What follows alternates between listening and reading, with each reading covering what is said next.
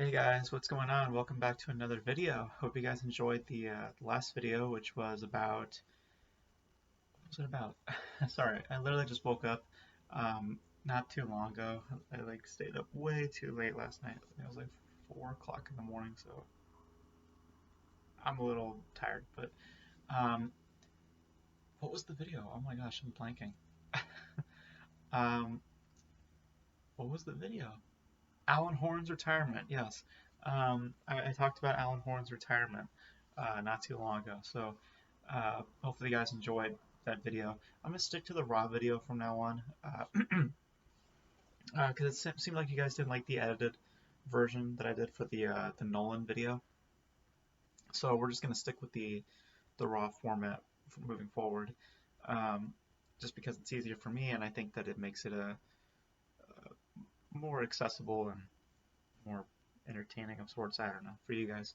So uh, so yeah, so we're just gonna stick with the raw video from now on, and we're gonna still do the topic videos. So because I'm not gonna do the collab video like I used to, because my mind just kind of sort of drifts off after a little bit of time. So best to just do a raw video and just express my thoughts on one topic at a time. So and one of those topics today is the big one that's going to be happening on Monday, and that is of course the I gotta remember if I got the union's name right.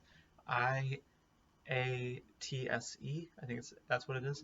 That union who comprises of makeup artists, PAs, editors, a lot of people, essential workers on a film set. They are all going on strike on Monday due to a lot of reasons, and I just kind of want to just give my 2 cents on the strike. And it's kind of just the same thing as everyone else has been saying, which is that the strike. Like I'll be honest, when I first heard about the strike, I was kind of ignorant to it all a little bit. I didn't fully comprehend what they were talking about. I thought it was a select few at first that were having this issue, and because at the time when the strike was being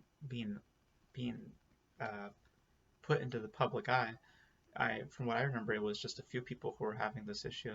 But then those numbers got bigger and bigger and bigger, and eventually the president of that union now makes it known that yeah, we're probably going to go on strike, and uh, and but it felt more like a threat at that point. Like it didn't feel like that they were going to do anything. So they were still wanting to talk to studios. They were still wanting to negotiate, and they did. They went to talk to some studios. Um, I think a couple of days ago, and studios came back and said no. So, so with that, and you're wondering why they're saying no for.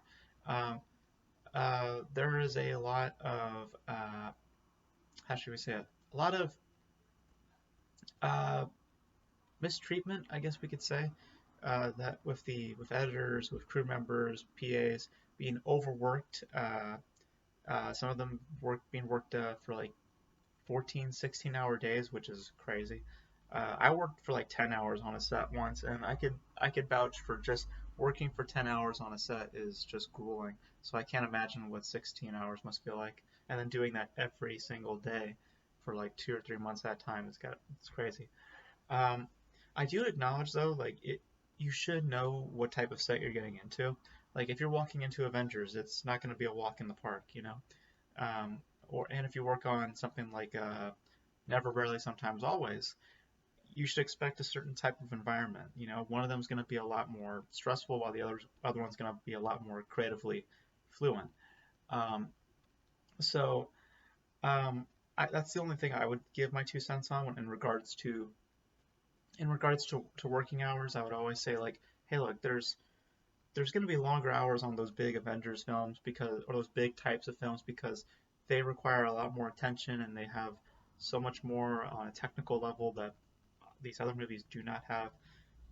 So, and you're working with a huge budget. You're working with like a $300 million budget. So you're wanting to, uh, you want to put as much time as you can um, for each day and as much focus on each day. So I understand the pressure. I understand the pressure and the stress and how that might affect your mental if you're just just a PA or something, and you're just being overworked and just being constantly being thrown around and stuff. Um, and also if you're not being given a fair break, because from what I was told, or at least from what I read, uh, sorry, I just had to sneeze. Where was I? From what I was told, there was a lot of these people didn't get a fair lunch break. They got like a 30-minute lunch break or something. So, and just one lunch break too. It's not like they got like a brunch or just were given an hour just to relax or anything. Like they were just given this one break. I heard for some crew members working on a 14, 16-hour day. It's like you need more breaks than that, man. I mean that's not cool. Um, so uh, but yeah, like I said, it depends on the environment, and regardless of the environment, though, the point I'm trying to make is that you should be treating your workers fairly. You should be treating them with respect, and you should also be, um, uh, you should not be underpaying them, because I also heard that there was pay wages, uh, going on as well. A lot of people not getting paid, um, on the day that they're going to get paid, so they're just some of them actually can't pay rent. So it's a lot of huge issues, and it's affecting a lot of people from a financial standpoint, from a mental standpoint. Um, so so I was ignorant to it because I thought it was a few people. So when I first heard the story, I thought it was a few people because that's how the first article came out. I thought it was just a select few people who were having this issue. So, and at the time, I was just like, I don't think they're going to go on strike, especially if it's just this amount of people. And then, as the story developed, and we found out that no, it's actually the whole union, and most people are having this issue. And then they did a vote not too long ago, and it was like 98% that voted on it. So, it's pretty much a universal issue. And I am in full support of the strike, as anybody else is. I think that everybody needs to be treated fairly on a set. They need to be treated with respect. And um, the only thing that I would give is that um, there are people who I don't know who, but I know that I've heard for some people um, that some of their issues also is in regards to attention given to them. Now, again, you should be given some attention, of course, regardless of what your role is. If you're a gaffer, it doesn't matter. It's like you should still be given a fair amount of attention, because everybody on that set needs to be held accountable, and also needs to be respectful, and you know be be yeah, how I say it, like uh, being able to interact with one another. Don't leave that one person aside. That's not cool.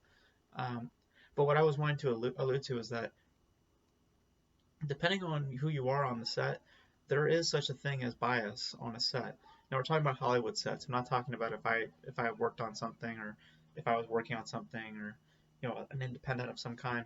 I'm not saying anything like that. If you go to work for a Hollywood set, like if you go work on an Avengers set, there's obviously a bias, because the thing that the thing that people are going to have their most attention on, or heck, even on a big budget film that's considered quote unquote original IP, meaning that they haven't touched this source material yet.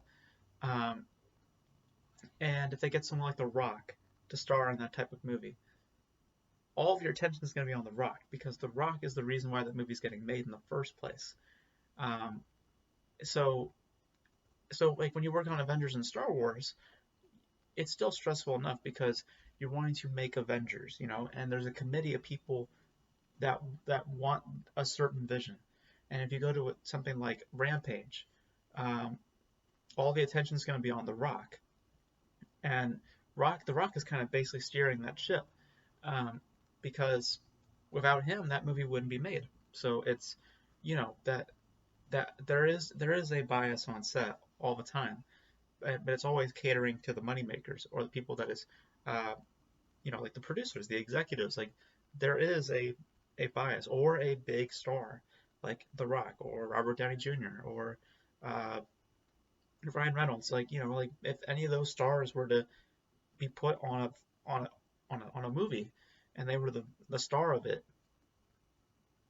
and there was no other like big other names attached to it, or you know, it's they're going to cater to that person because they're the reason why the movie's getting made in the first place.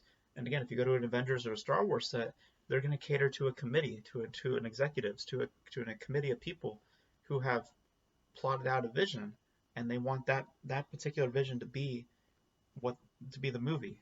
So you know, someone said it best: if the higher your budget gets, sorry, the higher your budget gets, the the less it is your movie.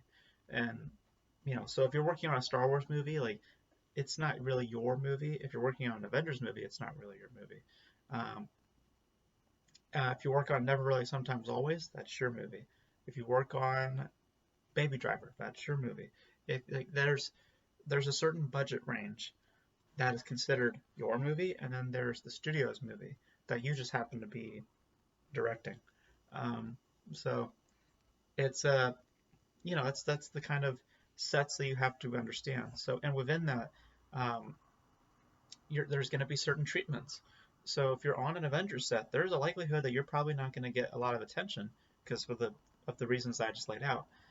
And if you go to a set like Never Really, Sometimes Always, you're probably going to get a lot of attention because that set is probably a lot more intimate. It's more creatively fluent and more, like it's more of an asset for you to be on that set, versus being on something like an Avengers, where in all reality they can just rotate you out.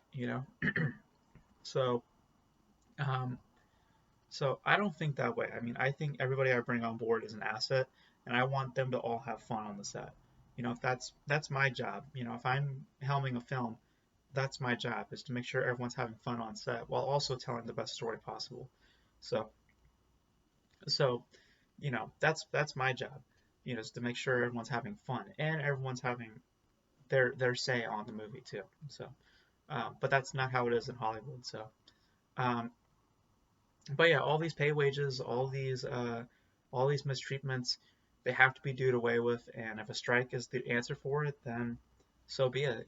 I know that the strike is probably going to shut down a lot of productions, and if that's what's going to happen, if that's what has to happen in order for things to change and for good change to occur, then that's what's going to have to happen. So I'm all for the strike. I just think that the one thing that I would say is that depending on the production, the set that you're on, the treatment's very different. And I think that that's one thing you should expect going into a set. I'm not saying that you should expect having no pay or anything like that. I'm saying that the attention given to you, depending on what position you have on the set. Like if you're a gaffer on the Avenger set, no one's gonna talk to you. If you are uh, if you are there's assets to those high budgets, and as I said, it's either the A-listers, it's either the filmmakers. Well, it's always the filmmakers, but it's it's more or less the committee, the people who has a vision on their plate. Um, versus going on a smaller set where it's much more about just kind of being a little bit more experimental and being able to try out new things versus having to like plot out every single step. So it's very different environments. It's very different environments. So, but the hours I can also vouch. I'm not going to say the set that I worked on, but I can tell you the scene that we shot was a table scene, and the shots were almost exactly the same in terms of the framing and in terms of the work that they were wanting, because I was their camera operator, one of the camera operators for that set, and the shots were pretty much the same rhythm, the same wide. It was like very wide shots, or kind of basic standard shots, and we did that for 10 hours, and it was for one scene, mind you. So, and again, I from a creative standpoint, like I can kind of understand it, but also from a work ethic, from a work standpoint, like the actors were pretty much dead by the eighth or 10th hour. So they were pretty exhausted. They didn't get any water also, so I had to give them some water. Um, but um, but it was a nice. It was still. It was a welcoming set. I'll definitely say that. But in terms of uh, time management and understanding that, hey, we could really get this done in a certain amount of time. I don't think that they plotted that well because, believe me, a good 4 hours, like if you really committed to that type of scene, believe me, that scene is like, it's not, in terms of a technical effort, in terms of what he wanted, it's not really that hard to get. Like a few close-ups, a few wides, a few mediums, like it's just, it's not a hard thing to get. Um, I understand a little bit more because it was like a very close. It was like in an antique store too. So I understand why it was logistically. I understand why it was kind of difficult. But if you committed to a good 4 or 5 hours, because a lot of our time was like technical efforts, even though there's not really a lot of technical efforts on that set. I don't know. I think that it was just like you could have done that way shorter, in my opinion. I'm not gonna say the set's name. I'm just gonna say that I've been on a set and I've been on a few sets, but this one set, um, it was like I feel like we could have done this way shorter. It's if the director was satisfied, great.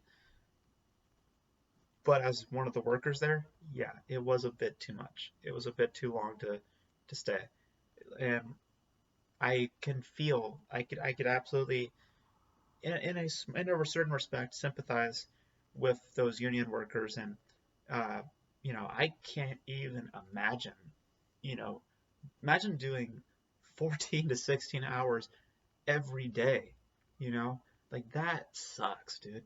So, and that's just inexcusable and also unacceptable in terms of work. That's just, you know, like you just you're just mentally just, like you're fried, So I totally understand why the strike's happening because it's just it's just requirements or the hours being asked are just too much. It's just simple as that. They're just asking for too much, and I think that what they're doing for the strike is completely reasonable, and I'm all for it. And you should be too, because if you think that 14 or 16 hours is good, I personally was being ignorant the first time I thought about it. Again, I thought it was just a few people's issue, so I was just like, "What's the big deal? If it's in your contract, it's in your contract." I was sounding pretty bitter, and I was kind of sounding ignorant, like an executive almost. I since then did more research and got more info on it, and now I have done a complete 180. I absolutely understand why. Because if anyone who watched sometimes I watch the John Campea show every once in a while, and my name's like Francis Bowe on there.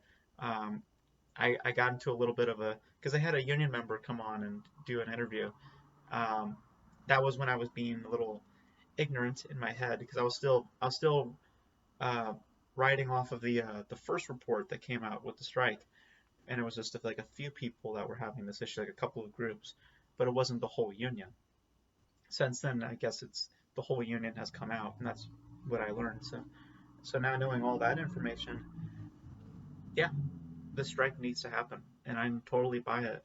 And the studio's not wanting to come reach some form of a deal or agreement. That just adds more to the reason why the strike needs to happen. Um, so, so I'm all for it, man. I mean, hey, it's the right thing to do. It's the right thing to do. It's probably going to cause some issues, but what's right is right, and you gotta do the right. You gotta do what you gotta do. Um, so I'm all for it, man. I'm all for the strike, and I hope that everyone's when the smoke clears, hopefully most people come out of this, you know, pretty happy. So we'll see what happens. But that's my thoughts on the strike. I think that it's a absolutely needed, and I'm all for it. So you guys let me know your thoughts on the strike, and that's pretty much it for this video. I don't have anything else to say or to add, um, so yeah, that's pretty much it. If I said anything stupid, please let me know. It's like, again, I literally got up just now to record this, and I stayed up around like 4:30 in the morning. So if I said something stupid, please let me know. Um, or if I sound crazy, just please let me know in the comments below. But um, yeah, I am totally done with staying up at 4:30 in the morning. That was that was a bad idea. So uh, so yeah, again, if I said anything stupid, just know I'm really exhausted, and I I stayed up till like 4:30 in the morning, so I've had barely enough sleep. So just letting you guys know. So yeah, that's it for my thoughts. I feel like I said my thoughts pretty clearly, but you guys let me know. So that's it for this video, guys. Hope you guys enjoyed it, and you guys let me know your thoughts on the strike. Next video, I heard that DC fandom's gonna be happening this weekend, so we might do a video on that. See if there's any some interesting stuff that comes out of that. I heard the Batman trailer is gonna drop, which I'm so excited for. Um, so uh, yeah, and then the San Diego Film Festival is also happening, also. So maybe I'll do a couple of movie reviews there and there from the festival because I'm attending there virtually. So maybe I'll do a few video reviews. So, um, but uh, but yeah, that's pretty much it for this video, guys. Hope you guys enjoyed it. You guys let me know your thoughts on the strike. If I sound crazy or if I sound stupid, if I said anything that seemed kind of dumb, please let me know. And again, I'm just so tired. So so yeah, so that's it for this video, guys. Hope you guys enjoyed it, and I'll catch you guys next time.